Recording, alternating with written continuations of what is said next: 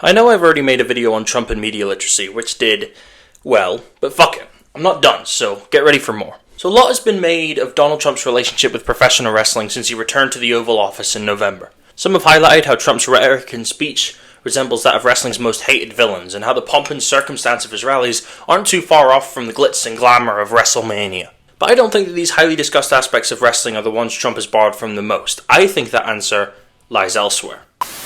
I'm not going to give you a question. Can you state categorically? You are fake news. Sir, go ahead. Can you state? World Wrestling Federation and I came under a vicious attack by the tabloid media, led by one Phil Mushnick of the New York Post. Every critic that is out there, I wish I could tell people, f off being a critic. Be a fan.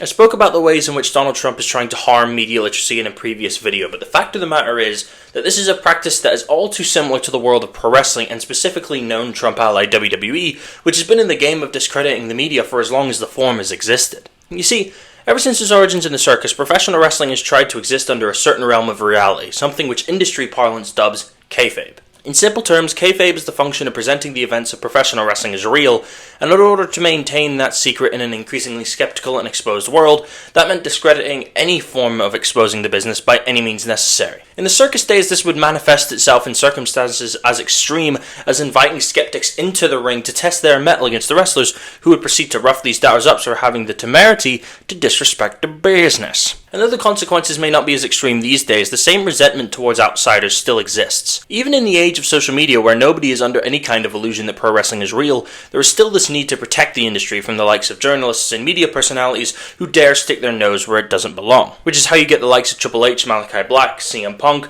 or your who's who of washed up wrestlers or promoters swapping out terms like fake news or witch hunt for the popular phrase dirt sheets. All wrestling media, no matter whether if they're more reliable sites like Fightful or if they're garbage like Ringside News, they all fall under the same umbrella, not to be trusted or listened to because they don't know anything. And those who they deem to know stuff are either ex-wrestlers now acting as bootlicking corporate shills, or the type of journalist you'd expect to ask garbage questions at press conferences like, "Hello, Hunter, Paul, sir. What does it feel like to be the greatest human ever to walk this earth and also have the biggest penis known to man?" The way pro wrestling tries to control its media would very much fall under the umbrella of the reactionary spirit, the concept from journalist Zach Beauchamp I spoke about in my previous video on media literacy, referring to the idea that in a functioning democratic process, the only way for people to return to things similar to something like a dictatorship is to control the media. It's something Donald Trump is doing now with his Rolodex of big tech friends, and it's something WWE in its never-ending attempt to monopolize the wrestling industry have been doing for decades. Be that through awful post-show press conferences or outright attacks to delegitimize legitimate media, WWE have always been in the game of anti-fact and anti-truth, and show an open disdain for anyone who dare have the temerity to try and ask real questions. Which is why we don't get questions like, "Hey Paul, any chance you could shed light on your horrible booking of the women's division? Or why you keep putting wrestlers with the same ethnicity in factions together? Or why WWE still has a relationship with Saudi Arabia? Or why members of your staff have been accused of being involved in sex trafficking are still in the company?